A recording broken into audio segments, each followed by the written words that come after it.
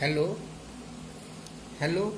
Yesterday we have learnt about the Gauss's law. Now in this law we have shown you that E dot ds. This is the things that E surface integral of ds, that is equal to q by epsilon. Epsilon is the permittivity. Okay. So this way we have proved from the Gauss's theorem, means from Coulomb's law to Gauss's theorem we have arrived. Okay. So this is equal to the flux phi, means total flux phi. So you can make out one thing, that is q by epsilon, that is equal to the flux phi. So it is proportional to the phi. More the lines of force means more stronger is the q. Okay. So a charge, if it is 5 coulombs, then it will have certain number of lines of force, and if it is 10 coulombs, then it will have double lines of force. Okay. So this way we can show that phi is proportional to the q. First thing is this. Secondly, in this total equation, see, we have got two components, means two physical quantities. One is E and another is ds integral, that is surface integral. So we should learn about these two things. About the electrical field or electrostatic field E, we have learned these things earlier also, that is E, this is proportional to the q by r square. Okay. R is the distance and k is the constant, that is 1 by 4 pi epsilon. Clear? Which we have learned earlier also.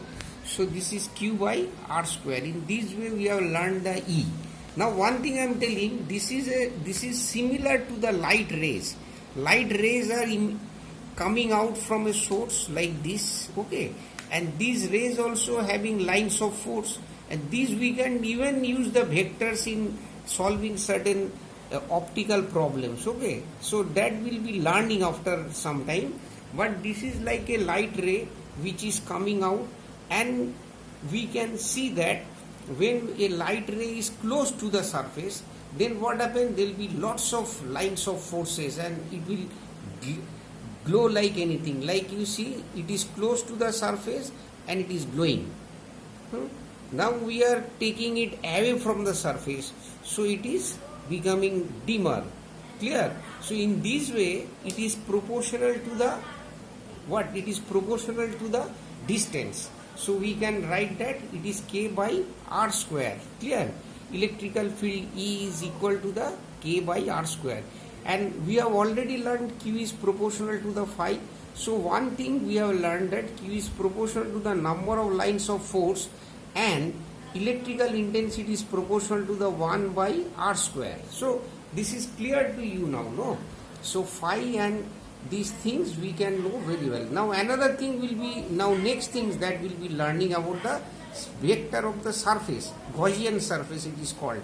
So ds, we are taking an integral of ds. This is called the Gaussian surface. Okay. Now you see these things. This is a Gaussian surface, and we'll construct the Gaussian surface and we'll study this. This surface is a vector. Okay. This is, we are writing as a vector. Previously we were taking surface as scalar, but now we will be taking the surface as vector. Okay.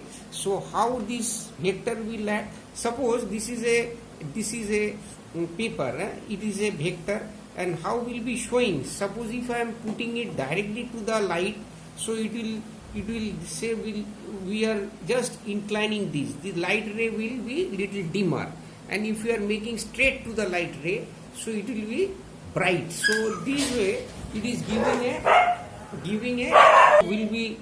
So what will be, we have learned about the two things, that is electrical field and the surface integral. Clear? Suppose this is a surface, Gaussian surface we have constructed, and this field will be positive, this direction will be positive if it is taken along the electrical field. Like electrical field is in this direction, and these outward lines, these are taken as positive, whereas the inward line, that is taken as negative.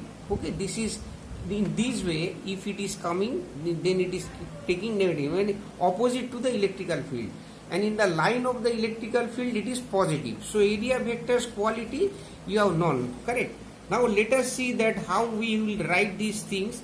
We will be writing E ds cos theta. Clear? We are writing, it is a dot product of E and ds, so we are writing the cos theta here. Now according to the theta, this will vary. You understand these things, no? Suppose the surface is inclined at an angle of theta.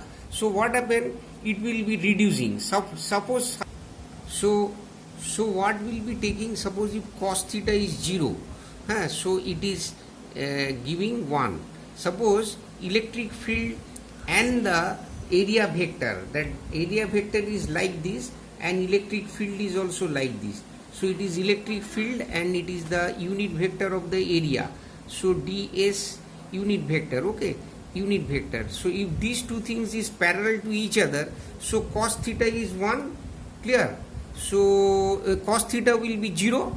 So in this case it will be 1. So we will be getting the maximum lines of force, okay? And if cos theta is 180, then it would be minus 1.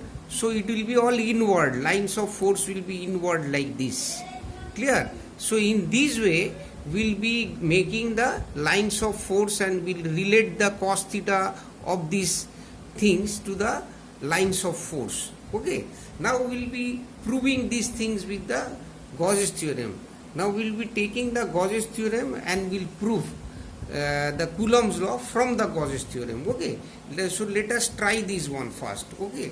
Let us see, E is the electric field, clear? We are writing E, and according to the Gauss's law we are writing the integral of ds, okay? This is the area vector ds.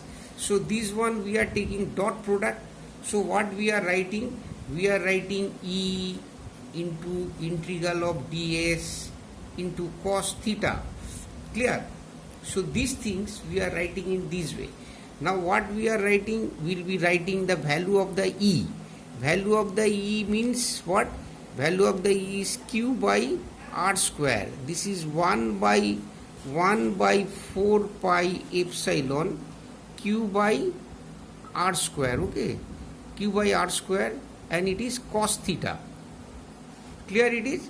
So this cos theta and Q by R square, if we are writing these things, this will be ds cos theta by R square into 1 by 4 pi epsilon. So this ds cos theta is equal to the what? Ds cos theta, this is equal to the solid angle dw. So dw into 1 by 4 pi epsilon, and here there is q, clear? So this dw means this solid angle, if you are integrating from 0 to 360, so it comes 4 pi. So it is q by 4 pi, q into 4 pi divided by 1 by 4 pi epsilon. This 4 pi cancel, this is q by epsilon. So in this way also we can prove that E is equal to the E dot ds, that is equal to the q by epsilon, clear? So we'll be proving this way from the Coulomb's law to the Gauss's theorem, and from the Gauss's theorem to the Coulomb's law, clear? Now suppose we have written that E dot ds, okay, this is equal to the q by epsilon. So what will be writing? E is equal to the E into ds mean 4 pi r square, that is equal to the q by epsilon. So E is equal to the q by epsilon into 1 by 4 pi r square, clear? So this comes that 1 by 4 pi epsilon q by r square, clear? This is the electrical field we are getting.